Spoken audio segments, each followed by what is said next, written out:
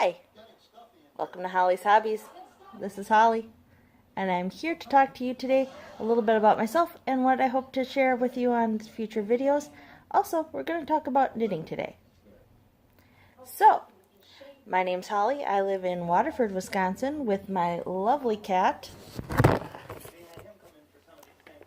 Tito. Isn't he cute? He's a really good cat, and he puts up with me. So, some of the things I like to do, some of my hobbies are knitting. I am learning to crochet, so that's new. I like to bake and cook. I like to cross stitch, and I like to do some other fun things. I also love to see what other people are doing and learn from them. So, we're going to start with our first episode is on knitting, something I'm very into. My grandmother, Noreen, hi Grandma, taught me how to knit. And at first it was just kind of a minor hobby, but then within the last couple of years it's become something I've really gotten into doing. And I've been able to grow and learn more about knitting through taking classes at my local yarn store. And I've also got a group of friends that I hang out with from the yarn store. And with them, I've been able to also gain new skills, new tricks, new tips, and encouragement to try new things, which is something we'll discuss in just a moment. So, first I'd like to show you some stuff that I have made. This is the Circles Galore shawl. I got it from the yarn store. It's this lovely book here. It's Art Yarns, Knit Along Collection 2016-2017, Volume 1 by Irish Schreier. In here was the Circles Galore shawl and the Peacock shawl. I've made both of these. Both were made with more of an acrylic yarn, so no need for blocking. And blocking is when you dampen the project when it's done, and then you lay it out so that it shows more of the patterns and stuff, but in this case, no need. It does it all on its own. I took this on my very first cruise. It was very exciting, and it was very perfect for my cruise.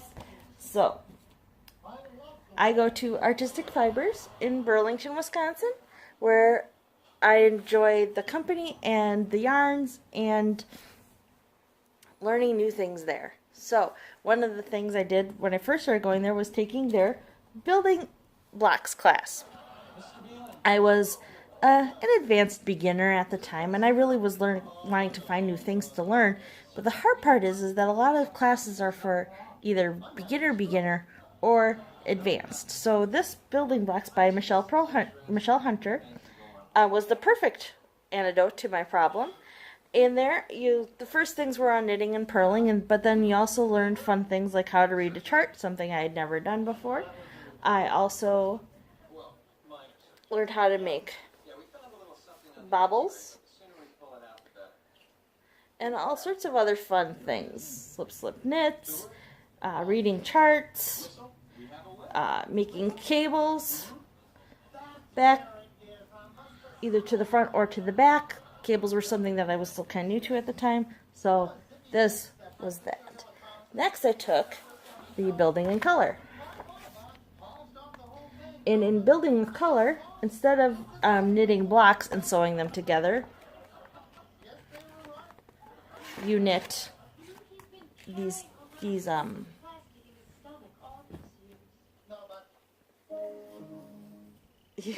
knit these stripes, if you will, and sew them together.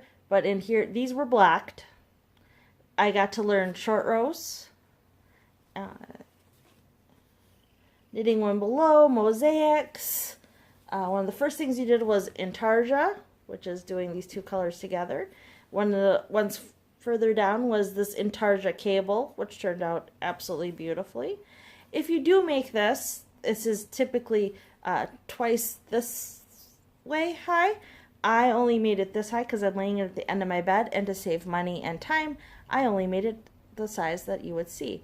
I do need to pick up the stitches and put an edge on it, but for the most part, it's done. So that brings us to something I'm working on, which is her building in lace. Or I should say building with lace.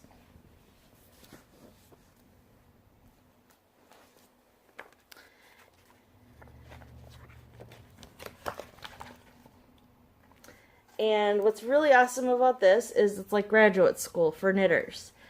You really get to learn all sorts of new techniques and try new things. I learned how to bead, put beads in. I am currently learning how to do circles. And what's really cool about this one, unlike the other ones, you literally start at one end and you work your way to the other. So there's no sewing for this one, which is wonderful. I don't like sewing. But you do get to do a provisional cast on. Something also I got to learn. Because at the end you come back and you pick up these stitches and then you make the edge. So this is how far I am. I am currently in section 7 of 9. This section had the beading in it.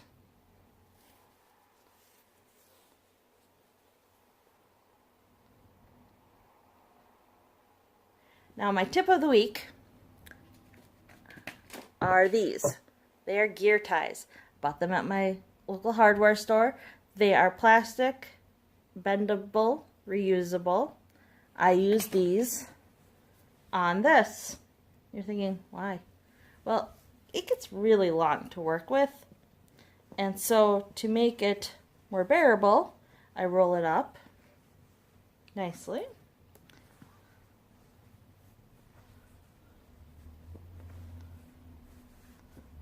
As far as I'd like. And then I take these through one of the holes in my yarn and tie it tight so it stays together. It makes working on this project 1,000 times easier. So one of the things that I thought I would never ever do was make socks. But all the ladies at the store were always making socks, and I thought eventually I just broke down and said, why not give it a try? So I started making these socks. It's a basic pattern, and it was I think a Bernay sock yarn. It is self-striping, and somehow magically when I did do them, they turned out almost the exact same. Don't know how I did it. Probably never be able to do it again, but it turned out pretty cool. And these are knit top down. These were knit on double pointed needles.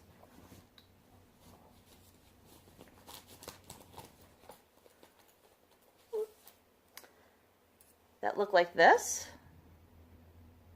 Do 2 points. Or like this, also 2 points. Now, I don't mind using double point needles, but they're not my favorite because what can happen is what's called a ladder. And it's kind of hard to see, but this one has a small ladder in it where the double point needles join. Sometimes if it's not tight enough, it gets an extra stripe, if you will, in there. And that's not what you want. A little air conditioning. So then I found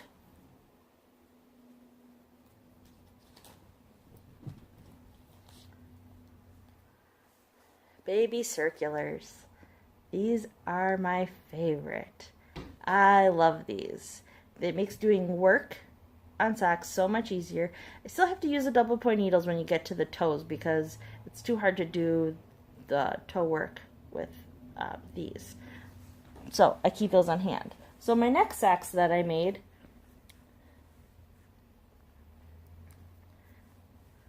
was these spider socks.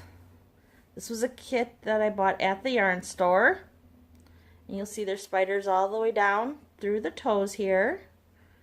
We got the yarn and the pattern, and some other goodies and a sock sack to put this all in. And as I was making these, I really liked the back. We did this right twist. And I thought, boy, how can I make that be a whole sock? Because it looks really cute.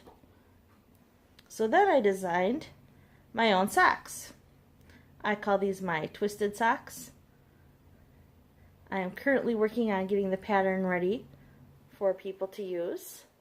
But it's just taking that simple right twist and doing all the way around. Because it looks like a cable, but it's not. But I think it turned out really cool. This was a Brew City Knits yarn. Can't remember the exact colorway, but it was in their Christmas section at the Sheep and Wool Festival in Wisconsin. So then, because I fell in love with socks for my birthday, some of the ladies at the yarn store bought me a book on socks. So we were going on a cruise, so I decided to make this sock, the source sock, out of this book.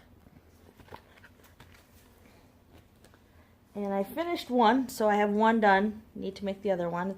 In the knitting world, this is called a hoe because it's all alone in the world. This one did have cables. This is all cabled here.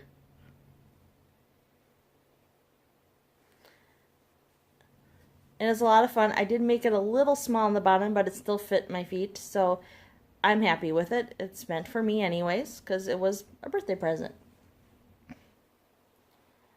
So, another thing that I'd like to talk about are project bags. Project bags are great. You can use a Ziploc bag. There's nothing wrong with that, or anything else. But what's nice about a project bag is keeping your project together in one place with the yarn, the needles, the actual instructions, the patterns, all in one place, so you can just grab and go. And so, like, I have this has a lot of my little helper things in here, like stitch keepers, scissors, yarn needles,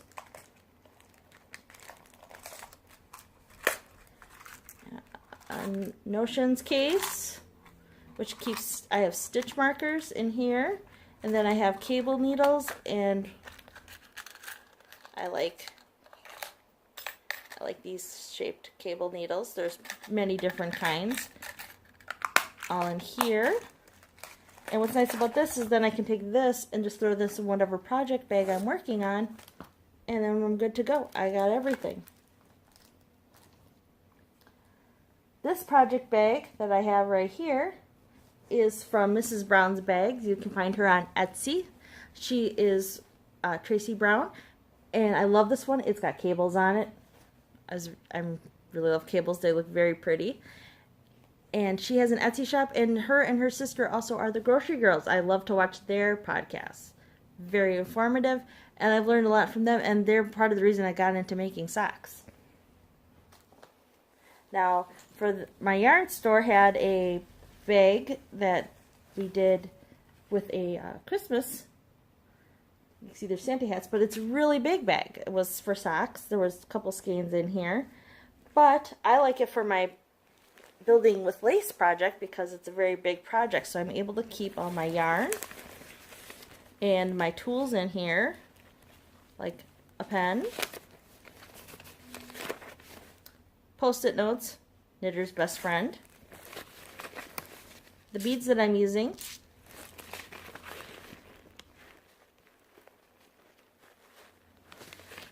and the little crochet hook to put the beads on.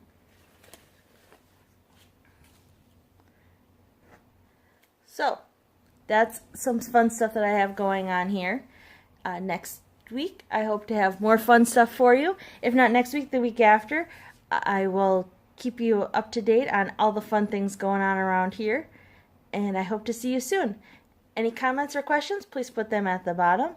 Otherwise, you can follow me on Instagram or on Facebook. Have a great day. Keep on knitting.